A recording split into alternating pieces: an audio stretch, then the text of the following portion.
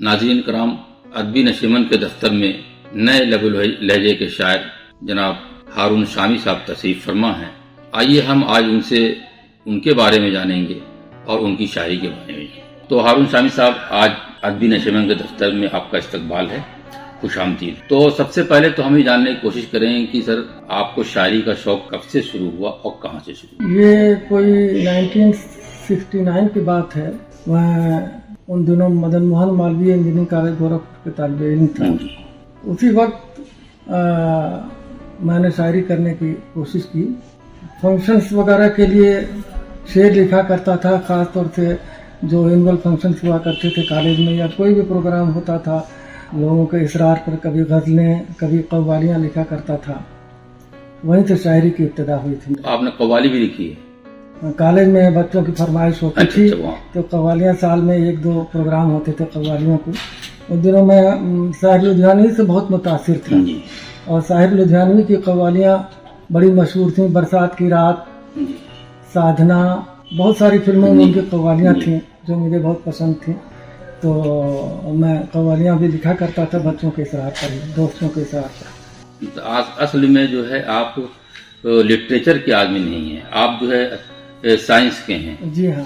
आपने जो इंजीनियरिंग की है। जी। मैंने ये गोरखपुर में मदन मोहन मालवीय इंजीनियरिंग कॉलेज है। हाँ। अब वो मदन मोहन मालवीय टेक्निकल यूनिवर्सिटी हो गया है जी। तो वहाँ से मैंने इंजीनियरिंग की डिग्री ली थी। तो आपके घर का माहौल जो है, आपके क्या वो अदबी था कभी? हाँ, लोग अदबी मेरे थे? घर का माहौल खालिस अदबी था। जी। वालिद साहब पर्शियन के उस्ताद थे, हालांकि वो बड़े जमींदार थे, लेकिन पढ़े लिखे आदमी थे काफ़ी, और वो इस वजह से मेरे घर का माहौल बिल्कुल अदबी था।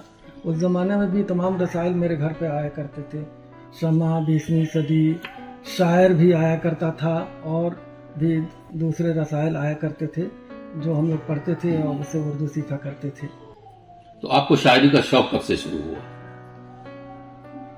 मिजाज में तो शायरी थी मेरी बचपन से, लड़कपन से शायरी का मिजाज था। लेकिन जब इंजीनियरिंग कॉलेज में मेरा दाखिला हुआ तो वहाँ शुरुआत मतलब वहाँ से मैंने बाकायदा लिखना शुरू किया।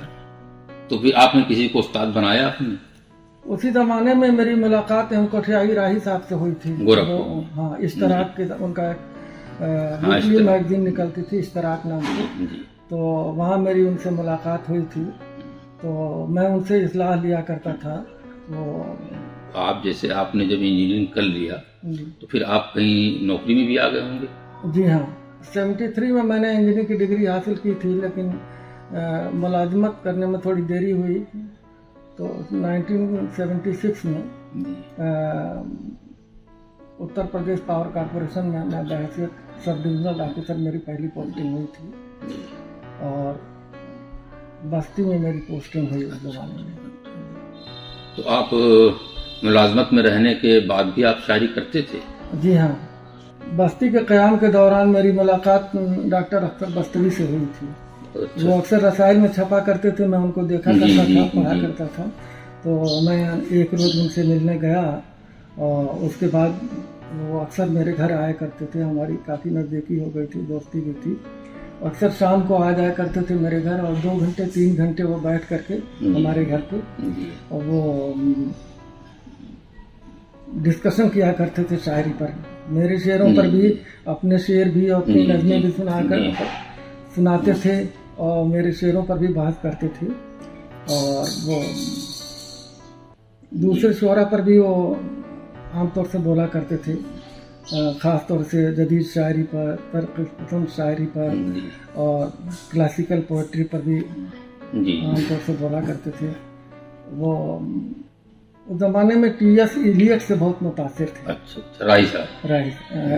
अख्तर बस्ती साहब।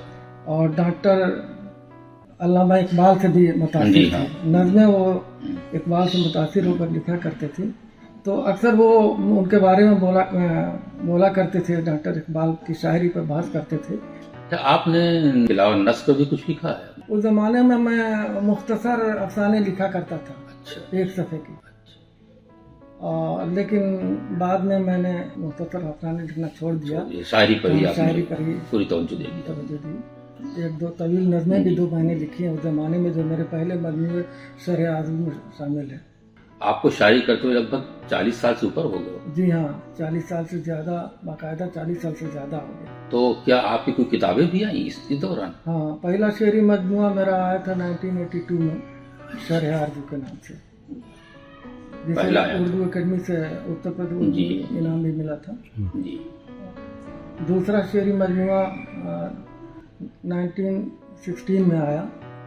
थोड़ी ताख़ीर हो गई क्योंकि मुलाज़मत में मैं मसरूफ़ हो गया था ज़्यादा, तो ज़्यादा नहीं लिख पाया, इसलिए थोड़ी देरी हुई। तो दूसरा शेरी मजमूआ जिसमें तकरीबन 103 गज़लें हैं, 2016 में ये मजमूआ। तो शायरी में तो बहुत सी सिनफें हैं, नज्म है, गज़ल है, रुबाई है, कतात हैं। तो आप जो है ख़ास तौर से किस पे आप लिखते हैं? एक्चुअली जिन दिनों शर-ए-आज़म शाया होने वाली थी, डॉक्टर बशीर बद्र आए थे हमारे घर पे। अच्छा। तो उन्होंने मेरी शायरी पढ़ी और मुझसे कहा कि हारून साहब, आप गज़लें भी लिखते हैं, नज़में भी लिखते हैं, कोई एक सिन्फ इख्तियार कर लीजिए। 2 जगह आप रहेंगे तो अपने आप को इस्टेब्लिश नहीं कर पाएंगे कायदे से अदब में। तो उनके कहने से मैंने सिर्फ अच्छा, गज़ल की सिन्फ ही इख्तियार। बहुत। आप मुलाजमत से कब सुबुकदोश हुए? 1976 में मैं मुलाजमत में आया था और 2008 में मैं रिटायर हो गया। तो सुबुकदोश होने के बाद से अब क्या आपकी मसरूफियत है? अब तो मेरे पास कोई काम नहीं है सिवाय शायरी के। मैं किताबें पढ़ता हूँ, मैगजीन्स पढ़ता हूँ। अब पूरी तवज्जो आपकी शायरी पर ही है। जितनी भी मैगजीन्स निकलती हैं हिंदुस्तान पाकिस्तान जी, से, जी। तकरीबन सब में मैं लिखता हूँ। बहुत अच्छी बात है। पाकिस्तान से रोशनाई और शायरी में मैं लिखा करता था, अब आजकल नहीं आ रहा। मुस्तकिल में पहले लिखा करता था। हिंदुस्तान में शायर हुआ और दूसरी तमाम तमाम मैगजीन हैं, तकरीबन सभी मैगजीन्स में मैं लिखता हूँ आज भी। दूसरा शेरी मजमूआ मेरा 2016 में शाया हुआ था। उसके बाद तीसरा शेरी मजमूआ भी आया है और जिसमें 89 गज़लें हैं, ये बाज़गश्त के नाम से, जी, बाज़गश्त, जो 2022 में शाया हुआ। अच्छा। मतलब कुल मिला के आपके 3 शेरी मजमूए शाया हो चुके हैं, बाकी की तैयारी आपकी है। जी, 2 शेरी मजमूआ और मैं तैयार कर रहा हूँ। बहुत जल्दी इंशाअल्लाह 1-2 साल के अंदर ही वो मजमूए भी शाया हो जाएंगे। हारून शामी साहब, हम चाहते हैं कि कुछ शेर आपको जो बहुत अच्छा लग रहा हो, जो पसंद हो आपको, कुछ आप नाज़रीन के हवाले भी करें। एक गज़ल के चंद अशआर पेश कर रहा हूँ। रवायती गज़ल है। जी, बताओ।